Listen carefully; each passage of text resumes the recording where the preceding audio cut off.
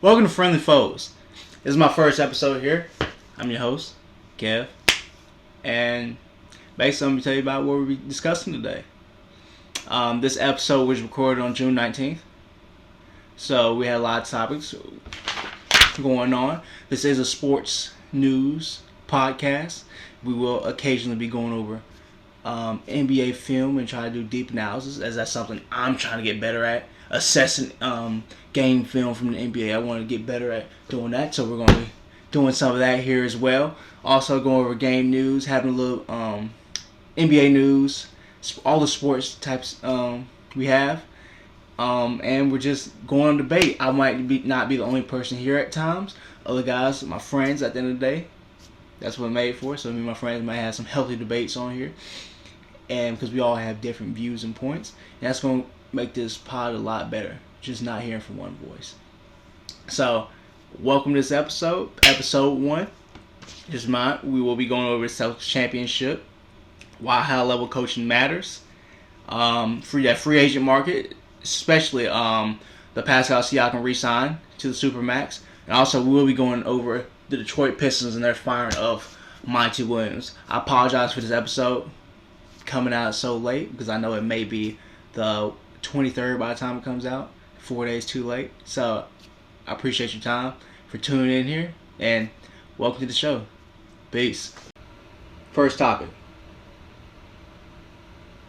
Are the Boston Celtics a dynasty?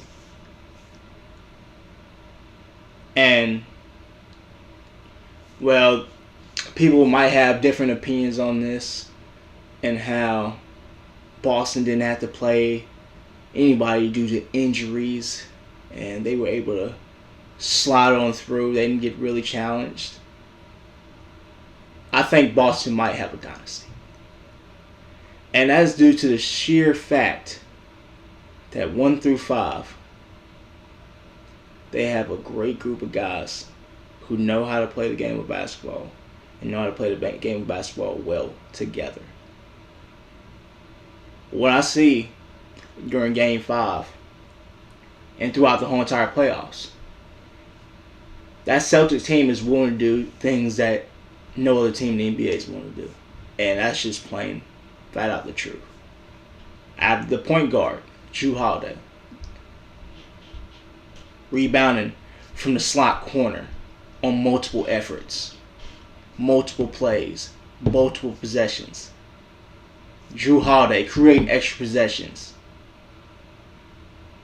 more and more times. The Boston Celtics have guys willing to do things that no other team wants to do. They have Sam Hauser, who is solidifying to himself as a good defender. He's not a great defender, but he's a good defender. He played his butt off in that series against the Mavs. Anytime Boston needed to come in and hit a 3, he came in and hit a 3. Defensively, he held his own, which is the main reason he was able to stay on the court and hit those 3s. They don't go deep in their bench. They might go 8 deep, maybe 9, if someone's dealing with injuries. But this team, I saw a lot of things from them. I was skeptical of them at first, but I truly saw a lot of things that encouraged me for the future. I'm not a Celtic fan whatsoever, but that Celtic team will be dominant for some time. If I think I have this right, everybody's under contract next year. They're not going to lose anybody. And they'll continue to get better and better and better. Boston, with the addition of Kristaps Porzingis, created a whole different level for them offensively. Be able to have 5 people out. 5 out. They got a center that can shoot it from 30 feet out. And with that type of spacing Porzingis brought, it truly made Boston feel like they were unstoppable at times. That Game 5 against Dallas was what Boston looks like when they're playing how they're supposed to play. When they're shooting 45% from three. The first 4 games between that series against Dallas, Boston struggled heavily to shoot the 3 ball. And they still won 3 out of those 4 games. So, Boston, I don't see really any weakness. Truly. If I'm being completely transparent and honest, I don't see any weakness. They have their point guard now. Last year they struggled. They had Marcus Smart, who's not a traditional point guard. But Holiday, he was able to bring the ball to the court sometimes. Keep the pressure off of Jason Tatum, Jaylen Brown. You guys get ready for the sets. Let's go. Let's go. But Boston, they seem like a really, really deep team now. And physicality, they were physical with the Mavs all series. Physical. Al Horford came through when needed. That vet.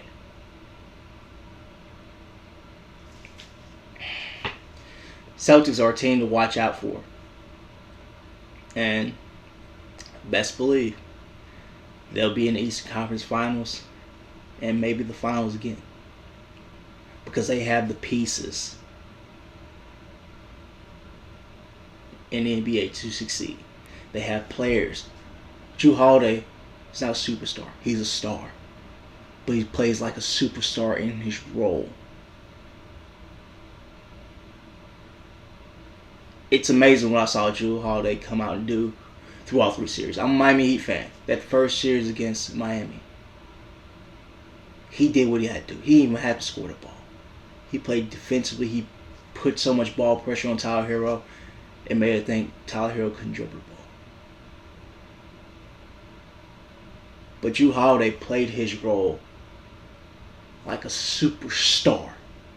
He's a star. He's not a superstar all around. But his role in that team, he plays it like a superstar. So, Boston, they're going to be a really, really good team. And you have Tatum, and you have Jaylen Brown, who are great at what they do. When you bring Porzingis into the system, there's no more switching. You had Rob Will down low last year, you were able to switch a guard down to him because he's not a post-up threat whatsoever. He wasn't, no disrespect, he was not able to post up in the mid-post, be able to make a pass out of the mid-post, or be able to score from the mid-post like you have with Porzingis. Porzingis brings you that spacing, but if you switch while you're playing against Boston, and they have Porzingis, they're going to get you in that mid-post, and either you're going to leave your guy on the island, he's going to commit a foul, or you're going to have to sink down to help. But once you sink down to help, you go into Boston's philosophy. They want to shoot the 3 as much as possible. And once you come down and try to double off on Porzingis and try to overhelp, that's when it all goes wrong. You played into their hands. You got Derek White. My God. You can't help off that. He's on free throw line extended. You can't help off that. If he's in that corner in 45, you can't help off that. Amazing guys. Offensive players. And even defensively. I saw an adjustment from Coach Mazzulla. They stopped playing the drop coverage. Porzingis comes in the game. They get shredded for 3 possessions in a row. Maybe 3-4 possessions in a row. They get shredded with Porzingis trying to play the drop coverage with his injured foot. He could move. Mazzulla made a great coaching call. Let's get out of that. Let's do a little hedging. Let's try our best to protect Porzingis. Because Dallas, they were smart. They went right at him. Every pick and roll opportunity they had, they went straight at Porzingis. But Mazzulla made the adjustments. So with this Boston team, man, I truly think, and it hurts me to say, I think they have maybe another 2 to 3 runs in them. Finals appearances, maybe finals wins. That's how good they are. And they're unselfish. Jason Tatum, first half, has 8 or 9 assists. the game's over with. If Tatum has 8 or 9 assists at halftime, you lost. You have lost. Because that guy gets good about passing the ball around, feels good about passing the ball around, and his teammates feel good about hitting those shots. He can get it started anytime he wants to. And when Jaylen Brown comes out with that defensive intensity and able to get the steals and leak out dunks that gets him going, it's over. So, Boston, I think they're really going to be a really good team, great team, and they're going to be really dominant for probably next 2 to 3 years, maybe 3, 4, 5 years after that. All right. Our next segment that we are covering is, why does high-level coaching matter in the NBA? And not just superstar talent.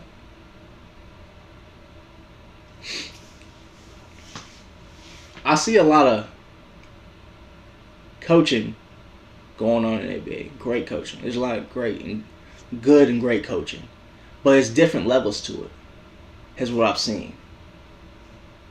The coach that can assess what's happening at that point in time and make the correct adjustment is usually the more successful coach. Usually has a more successful team. So, I saw Coach Mazzulla throughout these playoffs and throughout the season. My team, the Miami Heat, we played them in the second game of the season. They shot a ton of threes. A ton. I didn't think it would be sustainable throughout the whole regular season. Coach Mazzulla stuck to their identity no matter what. Game 2 against Miami, they lose. Because they didn't get enough threes up. That's what he says. We didn't get enough threes up. Next 3 games, they got enough threes up.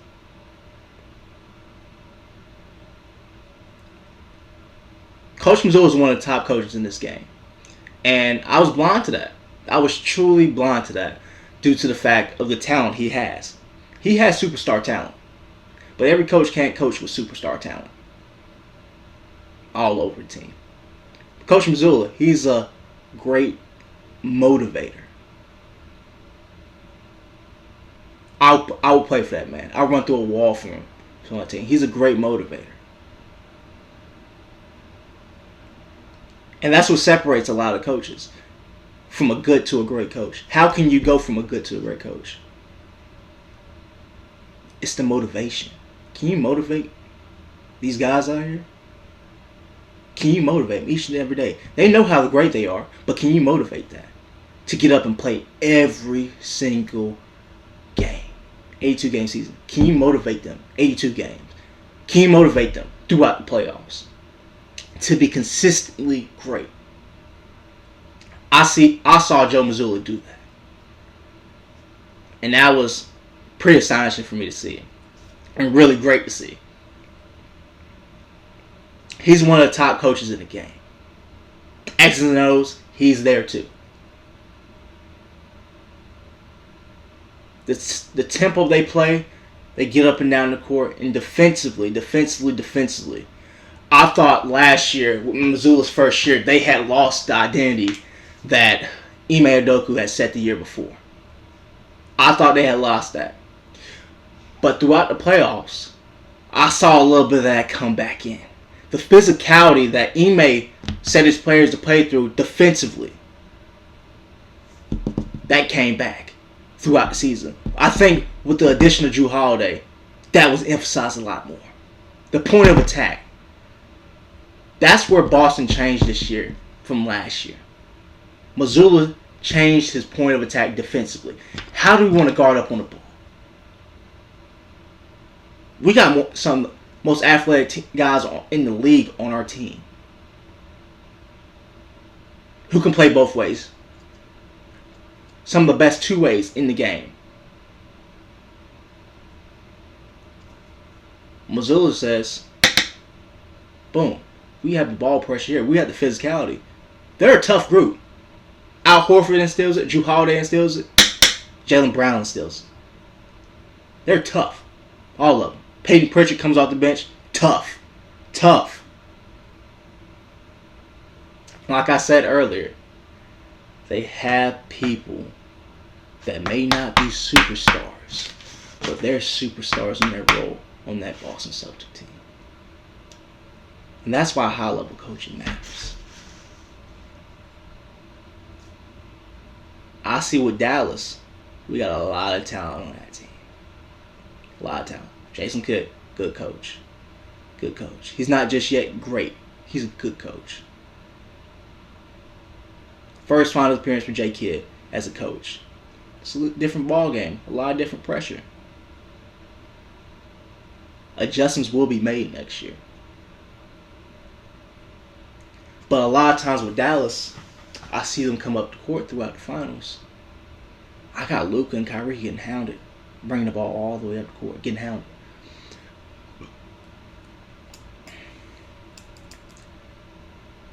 Missoula knew that. The adjustments for J. Kidd, they weren't always there. Sometimes they were, sometimes they weren't.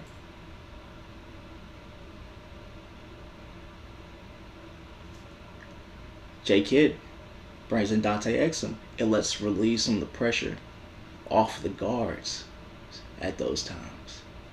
But Luka, Kyrie, 5-game stretch, they're getting beat up. Boston was so physical with them. If Kyrie and Luka just had not brought the ball up the court sometimes and got a break from getting beat up and getting punished, maybe that's a deciding factor. Maybe not. Because even P.J. Washington come up to the court in Game 5 and throughout the series, they're putting pressure on everybody. So I think Dallas's ability not to be able to handle pressure affected them a ton this series. They're starting the offense dang near by the half-court line. And that's not sustainable, especially when you got 24 seconds on the shot clock. But high-level coaching matters. With the Spoelstras, with the Popoviches, with the Tylus. You see, in the Missoula, you see the adjustments be made. They assess the game at a different speed, and they make the changes. Steve Kerr as well assesses the game at a different level, and they're able to roll, and able to change the game up. They're able to assess the film, and they change it from game to game to game. That's why those are high-level coaches. Now, the good coaches are still good. The Monty Williams, the Darvin Hams, the Jamal Mosleys, Tom Thibodeau, Rick Carlisle. They're all good coaches. Everybody has their certain style. But those high-level coaches can play in multiple styles.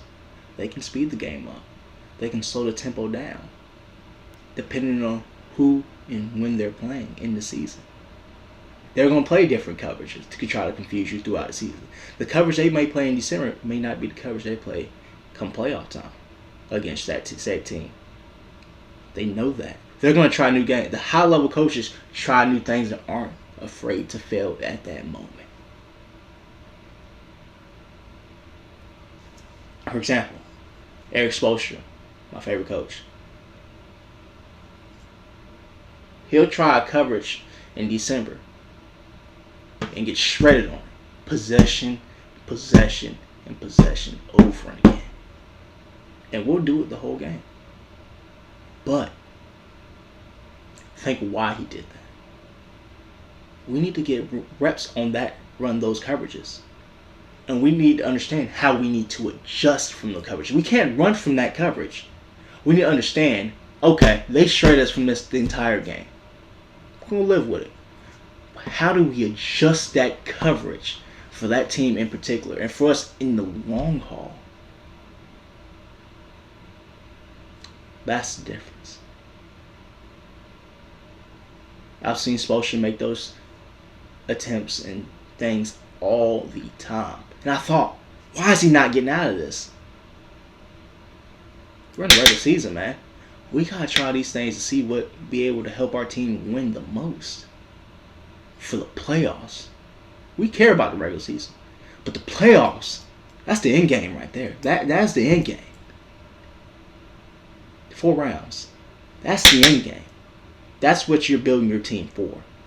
That's what you're preparing your team for throughout the regular season, the playoffs. The next order of business, what we're going to talk about here. I saw a move earlier today that I really did like. The Pascal Siakam deal. Pascal Siakam gets a super max. I think it was around. Hold on. Let's see what the Pascal Siakam. See what they give him. They signed Pascal Siakam to a 4-year, $189 million contract. Max contract. I love the deal. Pascal Siakam created a different level to that Indiana team. That Indiana team plays at a fast pace. And they love to. Pascal Siakam changed that Indiana team from when he got traded. That Indiana team before, they loved playing fast. But once they got to the half court, they sometimes struggled to get going once they were in the half court. They get Siakam. They still love to play fast. Once they get in the half court, they have a vet now who can control the post, control the forward position, and was just excellent when they needed to go to him. He was excellent for when they got him. He's been excellent all season, even when he was with Toronto. He was excellent. I think Pascal Siakam is one of those underrated guys that should be called upon more and should be thought about more. Because this guy does it all. He can pass, he can shoot, he can operate from the post. Defensively, he's not someone you're going to go at.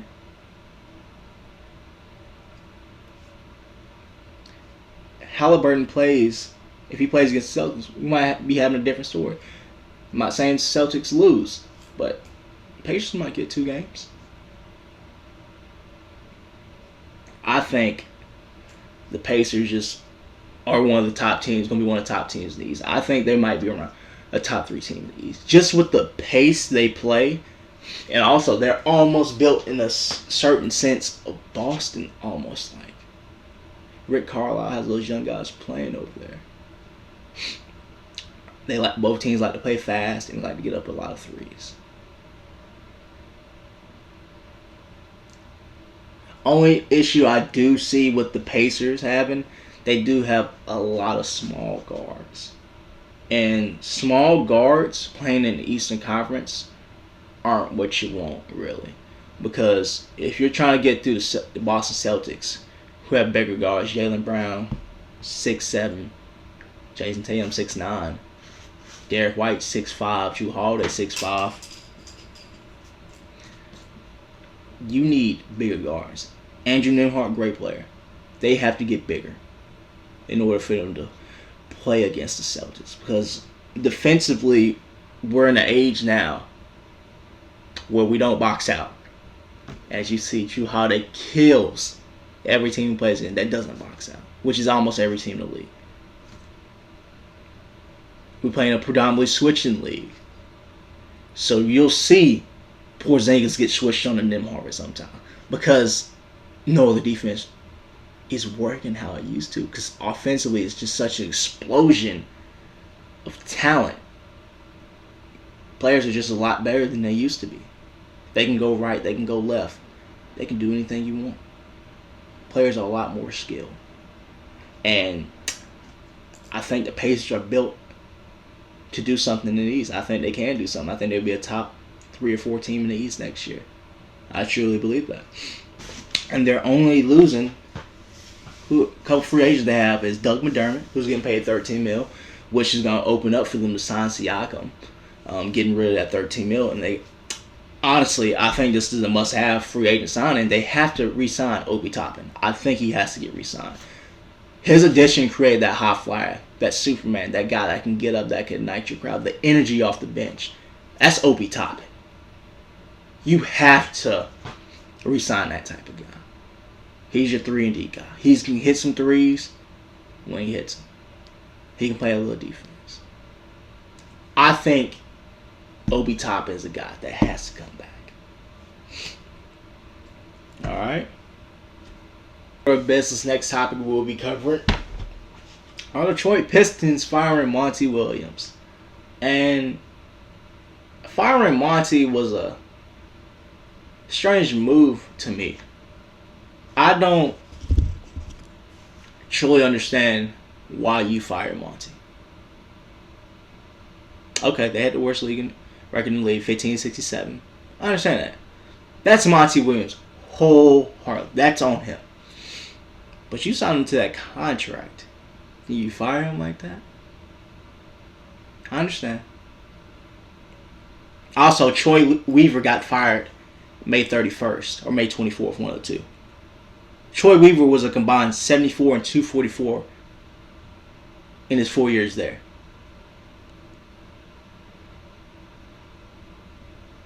Okay. I understand. Troy Weaver had to go. But Detroit, they're in a weird spot right here. But they have the potential to do something really good. They can bring in a GM and a new head coach at the same time. That's something you want. Because we bring in Monty 4 years into the Troy Weaver regime as GM.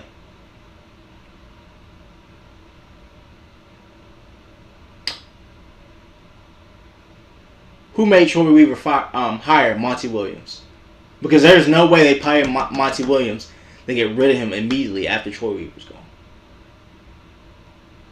Somebody in that regime thought Monty Williams could be the coach to turn it around.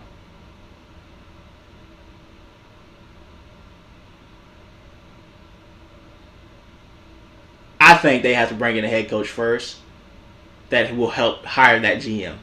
Because we have conflicting philosophies, obviously, throughout that organization. Someone thought Monty would be the guy. Someone in that organization obviously thought he could not be the guy. Monty Williams, good coach.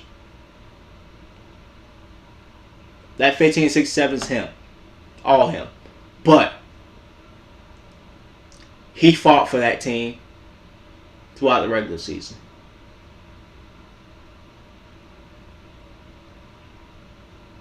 Detroit, you put a lot of money into Monty Williams just to let him go like that. And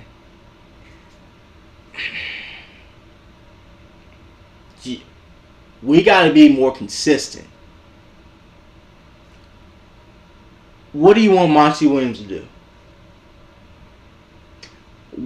Detroit, what was your goals for Monty Williams in year one?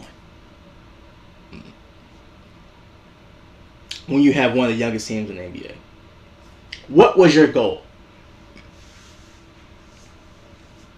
I'm just trying to go through the thought process of, if I'm the Detroit Pistons at the end of the season, I assess, okay, Troy Weaver, he's got to go. That's number one. Troy Weaver, he's got to go. That's my assessment. He's got to go. Monty Williams, he's got to go. I'm assessing this team. But the pieces that Troy Weaver put together is not entirely Monty Williams' fault. Troy Weaver drafted Killian Hayes. Killian Hayes was a number 7 overall pick in the 2020 draft. Killian Hayes was released in February 2024.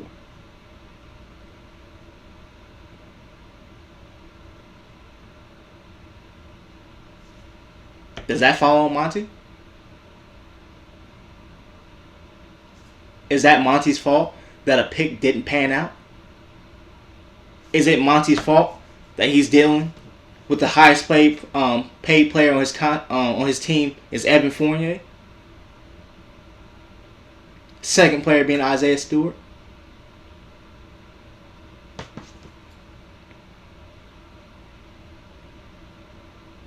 I don't think Monty deserved that. But Detroit, moving forward, I think we gotta have better intent, because I think Detroit's going from the thought process of we were a great team, we were a good team. No, Detroit, you are a bad team. You don't go from bad to great. You go from bad to okay to good, then good to great. Detroit, in my opinion, they have that mindset that they were good the year before Monty came. Was it 2022 through 2023 season? They had the idea they were good. And that set, I guess, unprecedented expectations for Monty Williams.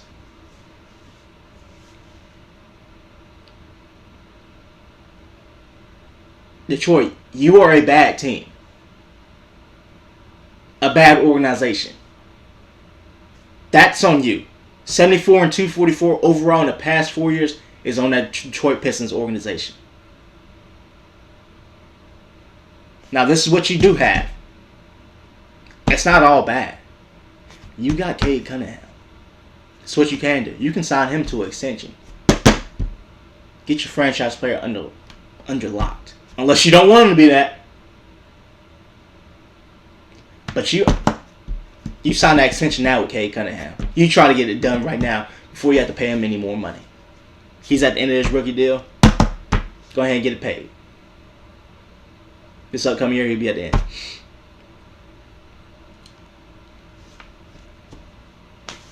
You're not losing anybody except James Wiseman, Malachi 50-ball Flynn, Simone Fontecchio, and Taj Gibson.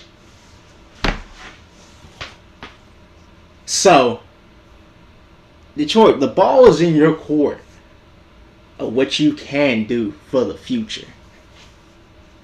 You have to, in my opinion, you have to bring in a head coach that has a philosophy and an identity first. Then you have that head coach help you find that GM. Because I want that head coach and GM to have that same philosophy and identity throughout that team. Because we got to get on the same page first. We got to get on the same page. How do we want to start building? Do we want to go free agent base? Do we want to get into the draft base? We have number 5 overall pick. Did we want to go get some vets first? Because we don't have really any vets on this team. Good vets. So, Detroit. Those things are what you got to do in order to get to be an okay team, to be a good team, to be a great team. Because we're a bad team right now. Detroit Pistons, we're a bad team right now. And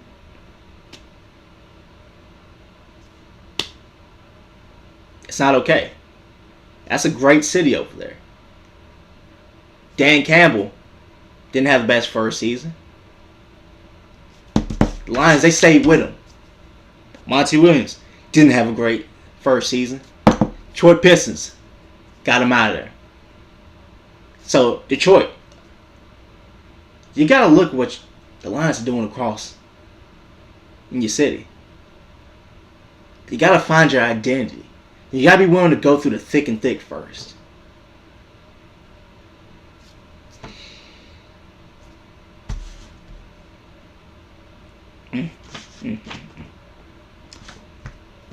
Well, guys, that will be the end of the first episode of my podcast here, Friendly Foes.